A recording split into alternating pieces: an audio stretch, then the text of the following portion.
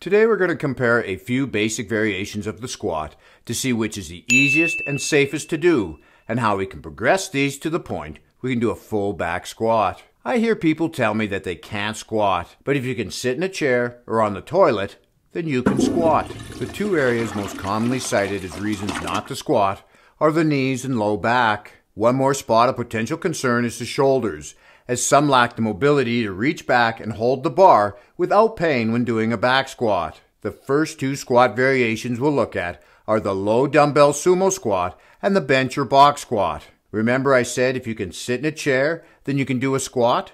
Well, essentially, doing a bench squat is just that, sitting on a bench or a box. There are a couple things to keep in mind when doing bench squats. Taking a wider stance gives you a more vertical shin, reducing the stress on the knee.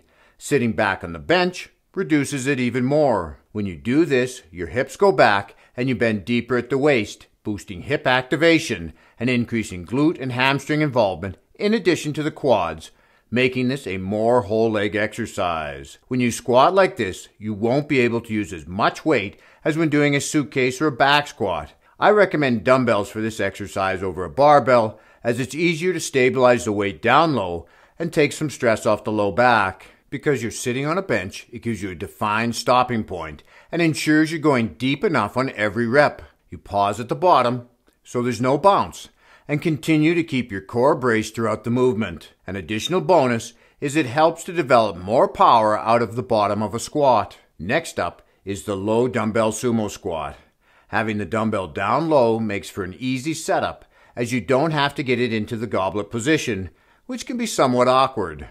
The dumbbell provides a stopper, keeping you from going too low. As you get stronger and start to use a heavier dumbbell, it will reduce your range of motion. Because the sumo stance is wide, again this reduces stress on the knees and increases adductor, abductor, and glute involvement. Next up in level of difficulty is the suitcase squat. The body mechanics are much like a trap bar deadlift, with a little less hip flexion when compared to a traditional deadlift. I place the dumbbells on a bench and start in the standing position. This allows me to control the depth of my squat based on my body mechanics, protecting my back and ensuring I don't compromise my posture while picking up the dumbbells from the floor at the beginning of each set. Before we move to an exercise that requires more core stabilization, I want to mention a piece of equipment I tried when I was at Bells of Steel, and that's their belt squat machine. It provides all the benefits of a squat without the stress on your back because the load is on your hips and not the upper back. So if you have one of these in your gym, you should give it a try or consider making an addition to your home gym. Because the weight is in front when doing a goblet squat, it puts you in a more upright position, taking stress off the back, but it'll require more core stability than either a suitcase or low dumbbell sumo squat.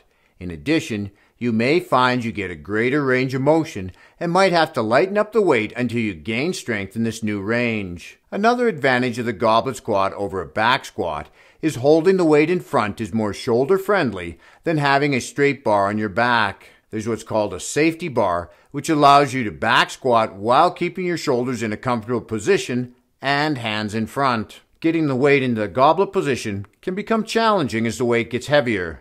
The heaviest dumbbell I own is 100 pounds, and I get it into place by standing it on a bench and then squatting down to pick it up.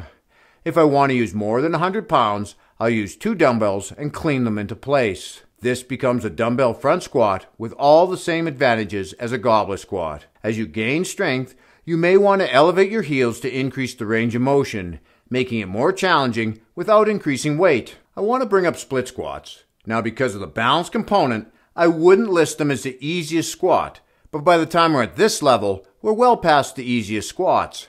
Split squats allow us to train each leg unilaterally for even development and cut the weight we need to use in half. Squats are only one piece of the puzzle in building a well-developed muscular physique. Watch this video next to find out what muscles you need to maximize to achieve your genetic potential and keep working out while having fun. This is Lawrence from Fit and 50. We'll talk to you again in the next one.